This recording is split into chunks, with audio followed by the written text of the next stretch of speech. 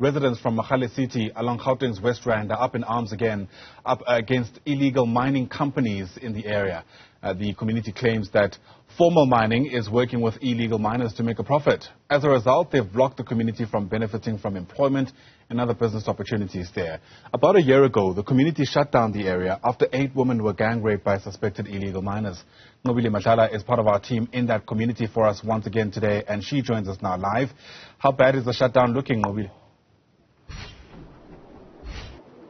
Well, we've seen the police sweeping the streets, but basically this part was completely closed, and the 4 other different parts of the road that link to this intersection, they were completely closed. The community, you can see, is still standing just on the side there, but the police have swept through. We've seen POP coming in as well, public order police. We've seen some of the guys that have just been hired to prevent crime in the city of Johannesburg. They were also part of the team that was trying to stop the community from continuing. But I want to bring in the community to sort of hear the issues that they are faced with.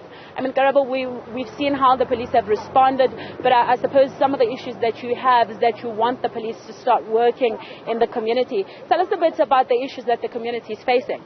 So currently the community is fighting against illegal mining, both practiced by Zamazamas and private companies within the area. These Zamazamas or these mines bring negative effects to the community, from crime to health issues to the broader people finding sinkholes underneath their houses and homes. So it's been exactly 1 year since the community of Kagiso rose up against the injustice or the atrocities that were performed against the 8 women within our area.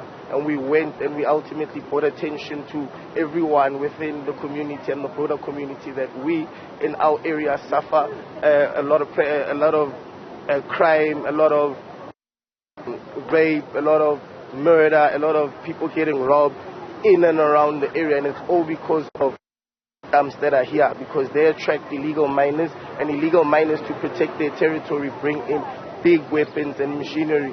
And when they're there, once they don't have a good day downstairs, they come upstairs and deal with us in the community. So it's introduced a crime element within our area that did not exist before.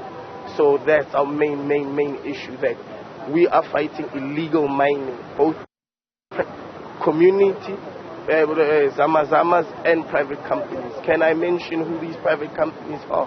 Tell us a bit about these private companies. What have they done? So the private companies are the exact cause of the illegal mining, or the Zamazamas. How did that happen? A company by the name of Mintails used to operate all these tailings in and around the mine dumps, and they would extract gold from it, and ultimately they had to rehabilitate the space, because what happens is we live in a toxic city. So the levels of uranium and exposure to high-level chemicals within the area is very, very high. Like Al Jazeera came a few years ago to ultimately say this area people aren't supposed to be living. We've got higher levels of radiation than in areas like Chernobyl. So what has to happen when a mine is done mining? They have to rehabilitate the area and remove all those elements so we can ultimately continue living in a free world. So what the company Mintails did is just run itself amok.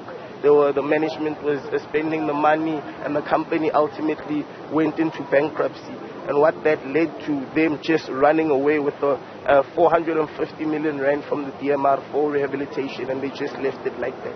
So the mine was left in an open cost system, so a free-for-all. So that started bringing Zamazamas into our space, and these people started now creating all these negative effects that we suffer from right now. So if they did the right thing, none of this would have existed. And I mean, of course, you're worried about the company that's currently operating. Yeah. What are they doing, and how do you say that? Why would you say they're working with illegal miners at this point? So why the current company that has taken over is the company by the name of Pan-African Resources. So Pan-African Resources, what they did is went to the liquidators that were liquidating Mintails and literally bought the rights. Then they came into the community to ultimately, through engagements through a company called Digby Wells. Digby Wells came within the affected areas, and they sat down with myself. I was there in the meetings, and ultimately made us sign. And they were explaining how they're going to rehabilitate the place and literally extract the gold. And they were underplaying how much gold there is there. So there's over 550 tons of gold just sitting on all the tailings in the Westrand, and just specifically that one. So what these guys do is Pan-African went and literally bought this thing. And when they bought it from them, they came into our community. Then we signed.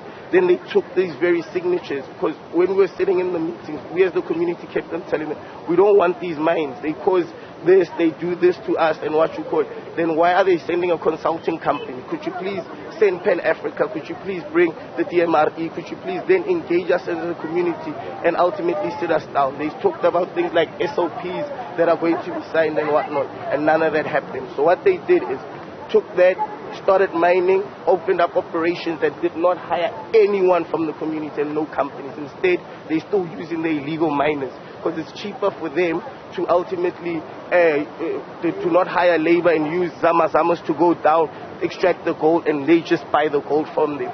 So what they did was completely illegal, because we didn't give them the permission as a community, but yet they still continue to go do that. So companies like Rand Merchant Bank and Nedbank have given them billions to ultimately start the operations, and they've given them off the pretext that we have given them the permission.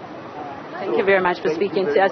That is one of the community members, of course, that explained to how they feel like they've been exploited by some of the mines in the area. And again, I'm just going to show you, these are some of the community members that are still here. And this community was basically trying to shut down, because they're saying that they do not like what is taking place in this area, specifically because they're saying formal mining is basically supporting illegal mining in this area. Nqobile Madlala, part of our team, live to us there from Kagiso. Thanks very much indeed. We'll keep